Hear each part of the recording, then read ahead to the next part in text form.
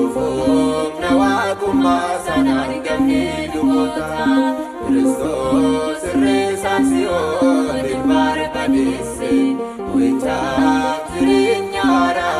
tonne salapse Lubota kisa kaira motin motota Angofom nawaguma sanaan gamni lubota Kristos resansiyoo dilbaare badese Wicha tirinyara tonne salapse Kaira warraduan kesa Omna samulise Kaira awala dige Kaira duwada sise Kaira dotinji fatame Kaira Jesus goftani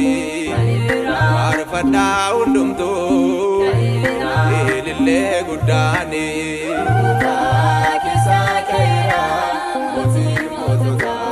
Angofom nawaguma sanaan gamni lubota Kristos resansiyoo dilbaare badese Wicha tirinyara tonne salapse Misracho dumtu daga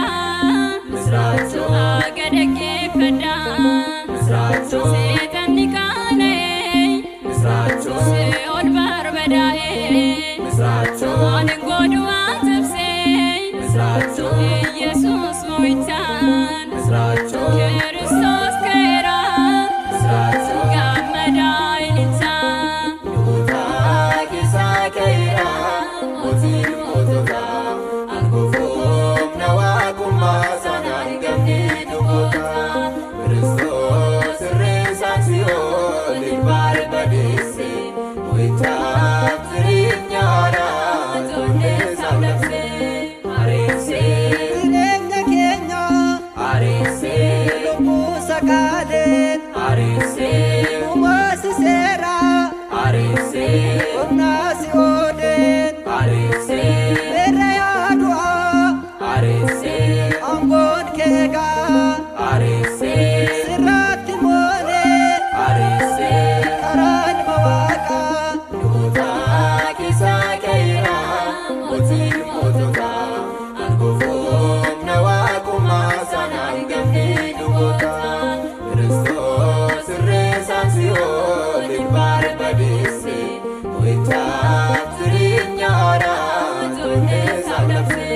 Duwada dilbaata barii Duwada garaa waalasaa Duwada yommuu adeeman Duwada yoonam mananfaa Duwada kullaan waalitraa Duwada fedhaa ta'eera Duwada hin sodaatinaa Duwada gooftaan ka'eera Lubota kisa kaira motin motoga Angofom nawaguma sanaan gamni lubota Kristos resansiyoo dilbaare badese Wicha tirinyara tonne salapse Yesus Wedu asan Yesus Kanu fayyise Yesus Lubbu ijoolleessan Yesus bilisa baase Yesus Garboota miti Yesus Beenyaan bitamne Yesus Nutis dhumneerra Yesus galata baanne Lubota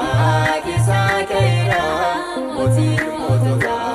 Angofom nawaguma sanaan gamni lubota Kristos resansiyoo dilbaare badese